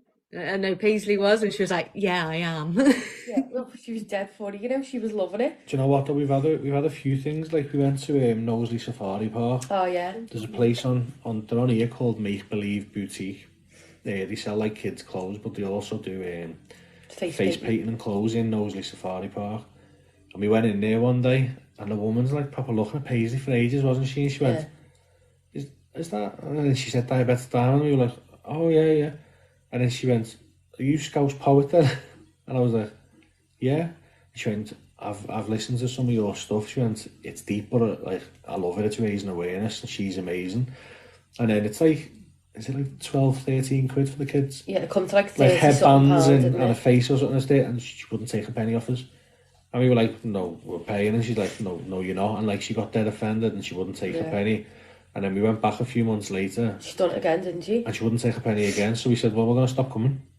Like, we're not going to come here if you're doing that. Like, Yeah. she's like, no. As nice as it is, we like. She said, I've been through stuff, and I like the awareness. I appreciate it. And things like that. She said, didn't she, pass it forward though? But we always do stuff like that anyway. Like. So like it was nice in terms of that someone's seeing it and someone's in the flesh saying to you, this is positive and thank you in a sense. But Paisley's had a few like that, and she Yeah, is like, Paisley's loving it. yeah, she's had a few like that, and it's funny. But That Asda one was funny though with the pizza. yeah, but again, no, if people are recognising them, that means they're plugging into the videos. That means they're learning. That means they're getting awareness, and that's what it's about, isn't it? Yeah, because we went to a gender reveal on the weekend, and my friend's partner's mum was like, "Oh my God, you're TikTok famous now" to me. I'm like, I'm not quite there, but yeah, she was like, "Oh, the little Parker and stuff," and yeah. After someone's realising that though, even that one person now, that's one person that you're bumping into. There's thousands across the world. I How know. many of them are seeing that video and just learning something? Exactly. And then like I had a message from a few people and they're saying, "Oh, somebody told me about your page and told me to follow you," and things like that. And I was like, "Oh, that's amazing that people are like talking about it as well." So it really, like, it is good. It's needed, and the thing is, there can never be enough awareness, and that's what I like. Like, I look at TikTok and you see so many people doing like similar things, and they hate each other. And then you look at like this app, and everyone who's to do with like type 1, Yeah, they all come you together. just want to don't help they? each other, and you want Yeah. you've all got the same goal. It's like, Yeah. it's one of the very few positive sides of the app, Yeah, definitely. I think, anyway. Yeah, it is. It is definitely. You sound like Yeah, some yeah. dudes. No, I keep won't be I doing keep saying get a page so he could just be an extra follower for me. Let's get one up. it. Nah. Yeah. Just record yourself playing FIFA, show me how good you are. There's a lot of people that just go on live here and Dreadful. do like FIFA, like just screen. What was it? They just like share their screen of their FIFA. Yeah, and you know what though? A lot of people make a lot of money off that. It's mad, isn't it? Name your team, Parker's Patriots, and go for it. We are. There you go. Oh, have a game now. Yeah. Is he on it now? Oh, he's got it Yeah, up, no, it is on. No, but he came off of it while we were doing this. We've been on here for over 90 minutes, you know. Have you? Oh yeah, I can't see because it's not my live. yeah, no, wait, yeah. And I told you you were going to get 15 minutes of this. Oh yeah, but you enjoyed it too much, didn't you? It's been all right. I just got diagnosed with type 1. Does anyone have any tips? I'll leave this one to the women then, because if we've been on for 90 minutes, he's got a FIFA game ready to go and I'm gasping for a drink. Oh no, it's literally been on here the whole time. I've just had to press X. I've left my remote charging so I can just go and sit on the sofa in a minute and play. But there's no questions directed to us now anyway, is there? Well, they are because it's Ask Dad Live. But so I got diagnosed with type 1. Does anyone have any tips? Take each day as it comes and don't put too much pressure on yourself. They're my ones. No, I'd say the same really. Just sort of take it day by day. Always like there's other people around that you can always speak to, ask questions if you're ever worried. We're always here, both me and Lee are always here with our messages open so that anybody can have a message if they need to speak about it. So I would say, yeah, just take it day by day and don't over worry about things. You're never going to get it perfect. Type 1 diabetes will never be perfect. The levels will never be perfect. I thought I was going to be having Parker in a straight grey line, and it doesn't work that way. You are going to get massive highs, you are going to get massive lows, and it is going to be like a roller coaster. So Yeah. There's Donna's in the comments as well. So Donna is obviously an adult diagnosed with type 1. She's type 1 herself, so there's always Donna to speak to as long as you're not a weirdo and you don't pester her non-stop. No, I'm not messing with that, am I? Donna always gets the cranks. She's the Man United fan. There's Donna there. There she is. Grab her, follow her. I wonder why she gets the weirdos. yeah, type 1 is really hard. You the comments I've done it. 3. She's commented with No, but since I said it, Oh yeah, you. okay. 2. 1. He's waiting for that message, Donna. Yeah. Oh. There we go. You go crazy. I'll block. Oh, we think that's for the other ones. Yeah. I got away with it. I think she's ignoring you, Lewis. Yeah. Right. I think I am coming off to chill for a bit. Yeah, same. You're going to go back on FIFA for a bit, aren't you? Yeah, I'm going to have a beer and play FIFA. Didn't hear him. Want to have a go and have a can of 7-Up, don't I? 7-Up? United 7. Oh. I love the way Jess was like, 7-Up. I ain't got a clue. When he says all these things to me, I'm looking at Lee like, what? But at least you're here. You can actually say to me what he's on right now. It's the accent, isn't it? No, it's that she just doesn't have a clue. Yeah, like the jokes just go, phew. You know that they do already. You should know that. Well, yeah, it's jokes in general, and then to put football into it as well, then she got Yeah. less of a clue. I never I ain't speaking to him. On that note, then I'll go. It's been a pleasure. But Jess, if football goes over your head, what you call a Spanish footballer with no legs? Go on. Gracias. See you later. Oh dear. I forgot with a bang. He's gone now. That's the best you're getting from Lewis now. That was actually good. Both of them. Said, what team do we support? Liverpool, of course. We- Better not be your red. Well, yeah, I'm a Liverpool fan. Yes. You just go along with it. Yeah. Yeah. Well, it's actually Bristol City, which they're red anyway. No, whoa, no, it's He not. supports No, it's Bristol not. Rovers. No, it's not. And he's a Liverpool fan, and No. I just go with Liverpool as well because Just before you go, how have you got into Liverpool? Just because obviously the best team in the world, like. In the vein. your dad. No, yeah, it was when I was younger, and my old man and my brother was like a United fan, so I just thought I'd go against the green. And you just got really into it. So yeah, I supported Liverpool, and then just went from there. Carried on. Though, like, for obviously in Liverpool, there's Liverpool and Everton, and I just don't understand why people support Everton. Like, that's a genuine, like, it puzzles me, like, genuinely, because they're crap. They're absolutely awful. It doesn't make sense to support them. Have you been watching the overlap, or no? The which? The overlap with Gary Neville and Jamie Carragher and all that. That what you were watching? They've done the overlap on tour. Yeah. Thierry did on the abseil in Anfield. Yeah, that's the one I'm on about. And then they went to when they were at Anfield and they done the mural, and then Jamie Carragher, and they were saying, "Oh, like, yeah, but you were an Everton fan and all that." And he was like, he was like, yeah, but then I got an offer for a better team. Would you ever start? We've got a Discord. Well, I created a Discord. I think it's on the. So if you go on our TikTok profile here, there's a. I think it's called Linktree, and there's one that's got Discord on it. But it's obviously just for adults, so 18 and over. Purely because if you're a child that's in here, like, obviously you shouldn't be on TikTok really, but you could be given the wrong.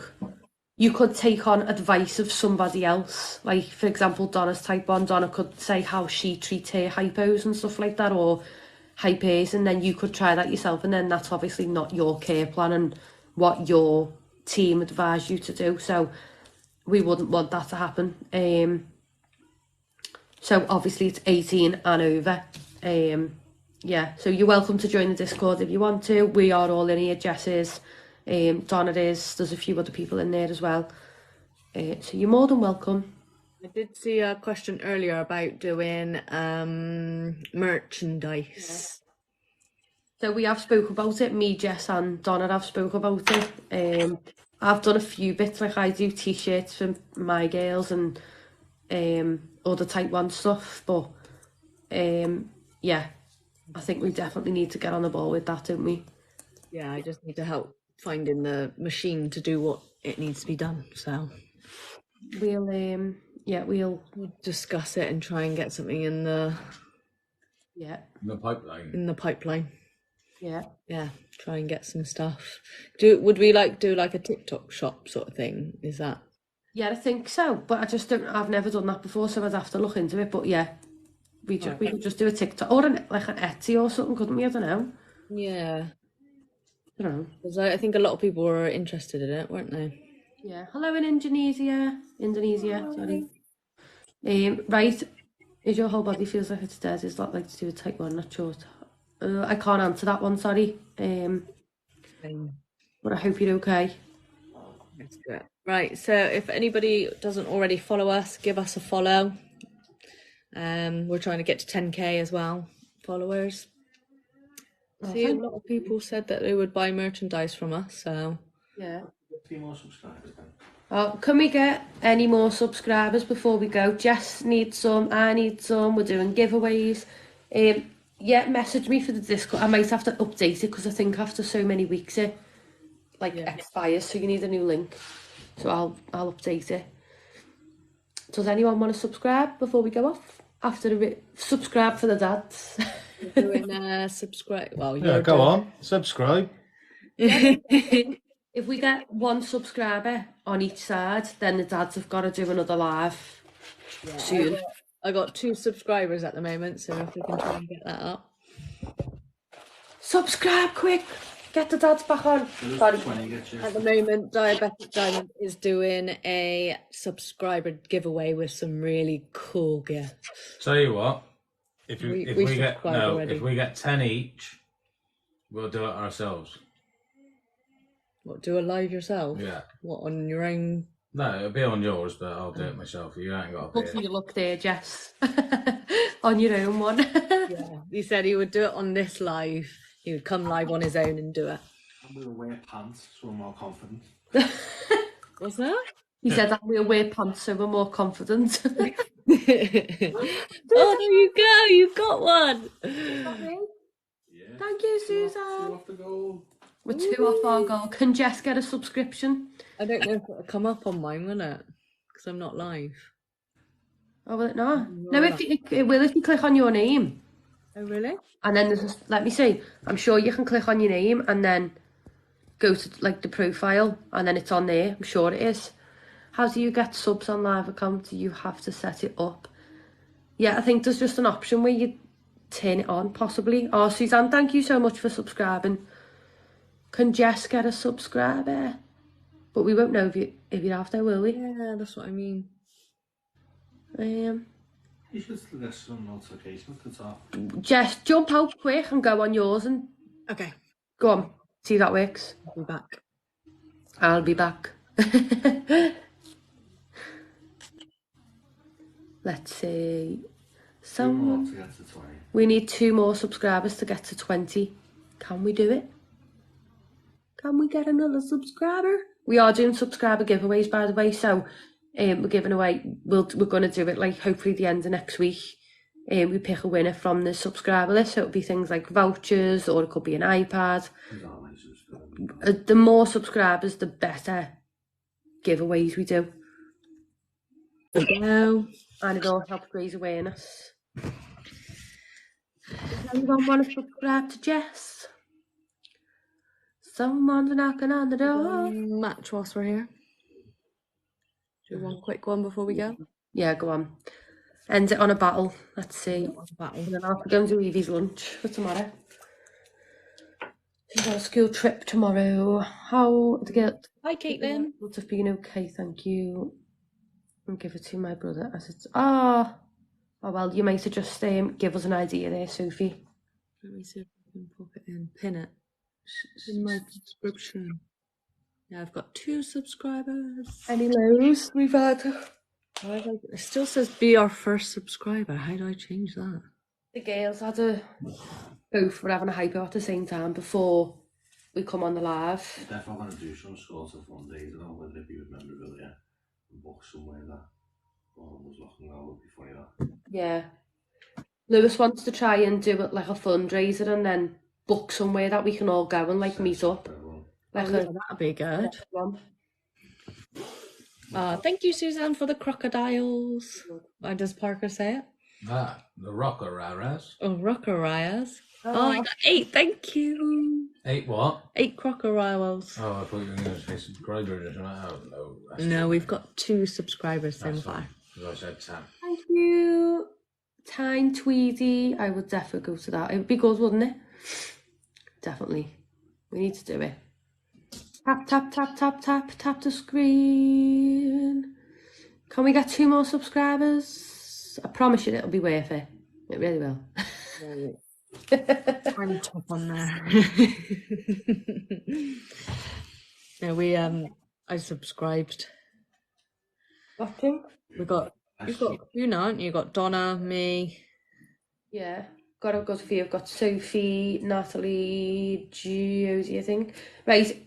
If for the next 5 minutes, till 11 o'clock, whoever subscribes, I will give them a free bag that I make.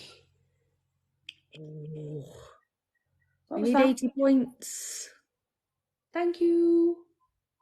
Thank you for the perfumes. Thank you, Donna. That's a bit random, isn't it? 80 points. Yeah. 80 points. We need another one. 50. Oh, it's gone out of range now. No, it couldn't reach the target. Oh, thank you, Suzanne. Thank you, everyone. Oh, Samantha, it's okay, honestly. If you're not old enough, don't do it without permission. Do not do it. You'll get in trouble. Thank you for the gifts. Thought that was my alarm. Same. Thanks for the gifts. Yeah. Does anyone else want to subscribe? You will get a free bag, even if it's on Jess's size. Jess can tell me. How do you subscribe? Suzanne, can I have one as well? Yeah, Suzanne, I'll give you a bag as well. If you inbox me, I'll send you one out. If you're not diabetic, then let me know and I'll just personalise it for you. You click on the star button here and you can either subscribe for 1 month or... Bottom left as well. What? Bottom left on the screen, it should say sub. Oh yeah, it should say subscribe on the bottom left as well, Lewis said. Subscriber.